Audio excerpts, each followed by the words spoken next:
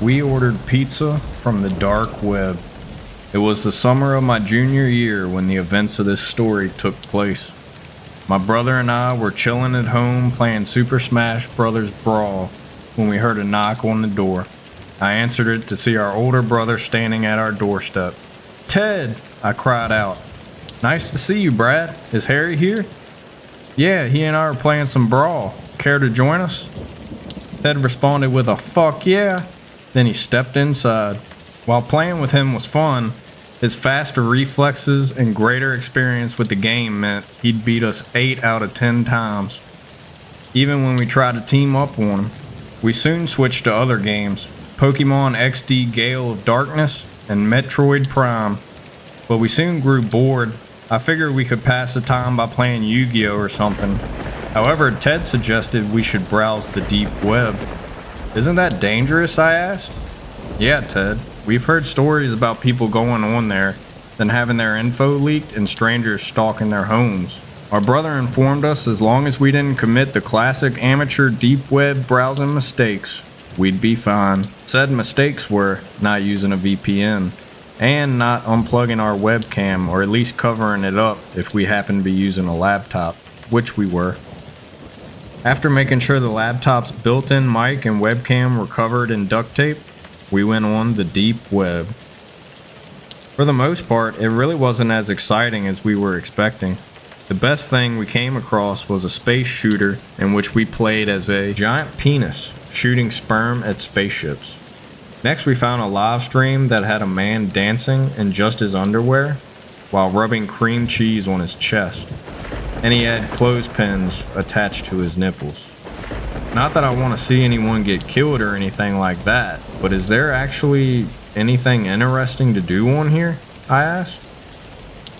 "We can check out some more things in a bit. Right now I'm hungry though." "Yeah, me too. As bizarre it is to say, I think watching this guy had made me hungry for cheese. Do you guys have any food in the kitchen?" "Nah, but Mom left us some money if we wanted to order something," Harry said. I was about to propose ordering a pizza when coincidentally an ad for pizza popped up on the screen. It read, "Deep Web's Deep Dish Pizza." Huh?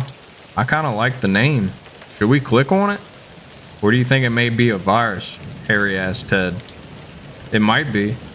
Do you want to risk it?" What the hell? This is an old laptop anyways," I said. Ted clicked on the banner, which opened up a menu. On that menu were some of the most mouth-watering pizzas we've ever seen. Not only pizza, but also pasta, breadsticks, mozzarella sticks, and a lot of desserts among other things. Hell, even the salad looked presentable for a pizza place. Above the picture was a button that said "Order Here." We talked about what we wanted for a few minutes, and eventually we decided on a meat lover's pizza with olives, mushrooms, and stuffed crust, mozzarella sticks, apple pie pizza, and 2 big bottles of Dr. Pepper. Just as a precaution, we decided to pay in cash and make sure we put the address in somewhere public that was close by. When we arrived at our location, which was the library down the street, we saw the delivery guy who had our order waiting by the front desk. Regular looking dude. He looked to be in his early 30s. What was odd was that he wasn't wearing a uniform or anything. He just had regular clothes on. We paid for our food, then we went outside to eat it in Ted's car.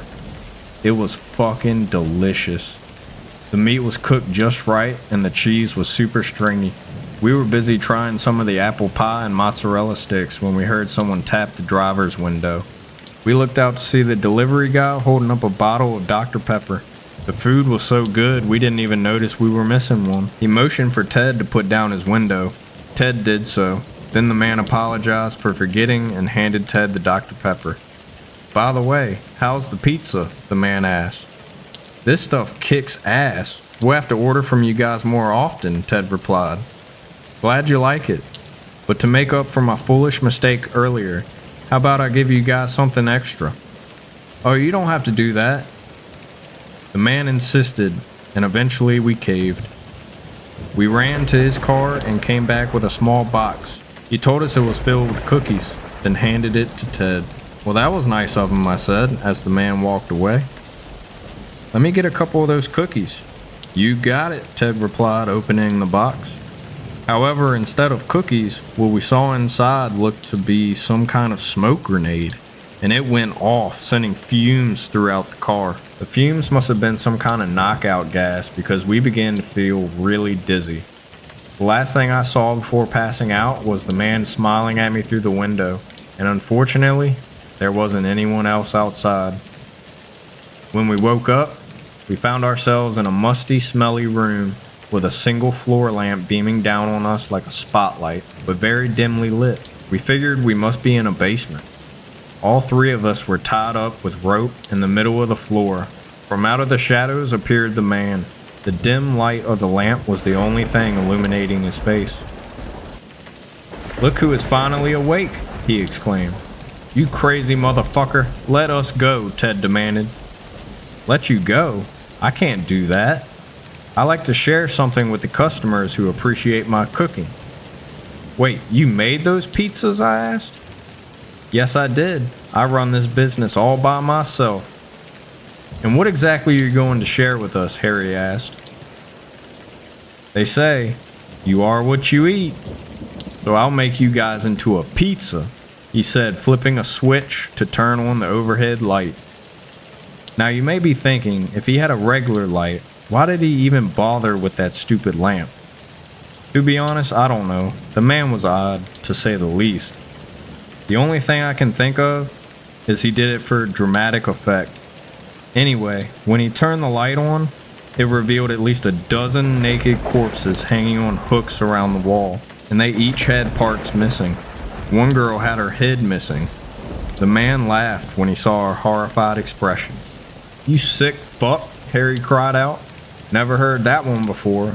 Oh, and just so you know, this is where the meat for my meat lover's pizza comes from." "Wait, so you mean that we've been eating..." "That's right, bitches. You've been eating people meat." All three of us started gagging. "Oh, come on. Don't throw up. I have enough cleaning to do as it is," the man said. "And I'm guessing you're gonna kill us? Then make us into toppings?" I asked. "Hey, you catch on quick. Now I'll give you all a couple of minutes to decide who'll be first," the man said, sharpening a knife with his back turned. I looked over to see what my brothers were doing. It turned out Harry and Ted had found 2 shards of glass that the man must have forgotten to pick up, and they were trying to cut away their ropes with it.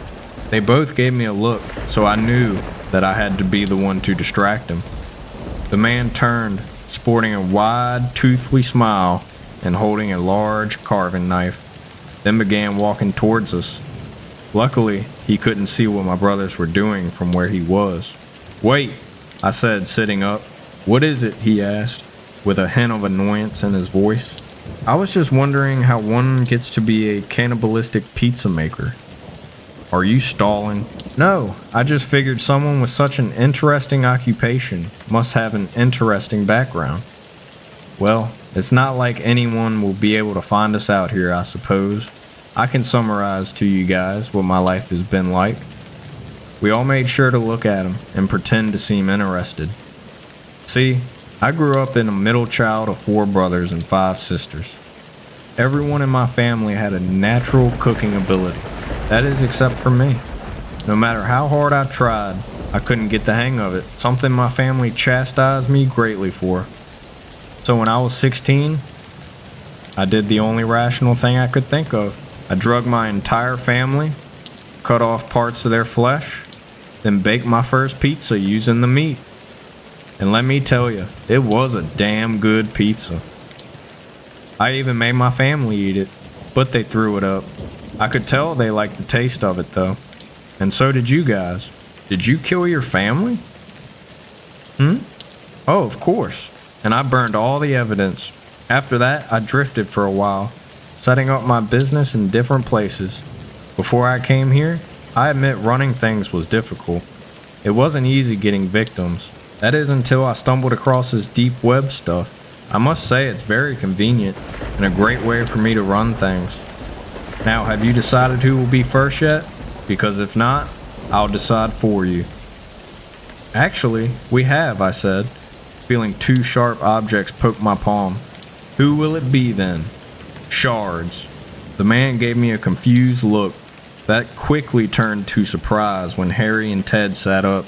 As I laid on my side, before the man could react, they threw the shards of glass at him. One went right into his throat and the other in the face, cutting a gash right next to his eye. He staggered back, gasping as his temple and neck bled. My brothers quickly pulled off the rest of their ropes, then Ted charged the man, while Harry untied my rope. Once I was free, we joined Ted in kicking the shit out of that dude. It turned into a good old-fashioned brotherly ass whooping. I mean, we went to town on this guy. We kicked him in the ribs for a few minutes. Then we took turns stomping on his crotch. We even did that thing where Harry got him up and held him with his arms behind his back, and Ted and I took turns gut punching him over and over until he went limp to the floor, gasping for air. As much fun as it was beating the crap out of that asshole, Harry eventually went upstairs and found a phone in the house and called the police. When they arrived, you could tell some of them were freaked out by how crazy the scene looked. A couple of detectives took our statements, while some uniformed officers wearing latex gloves started bagging evidence. 2 more officers arrested the man, noting he was lucky that one shard of glass didn't go any deeper into his neck. After the detectives got all the information they needed from us, another officer then gave us a ride back to the library. You know, throughout the questioning, there was one thing we all 3 forgot to mention. We still had some of that pizza left over in Ted's car. And I know we should have turned it into the police, but as crazy as that guy was, he was right about one thing. That pizza was damn good. And my brothers and I figured, why let good food go to waste?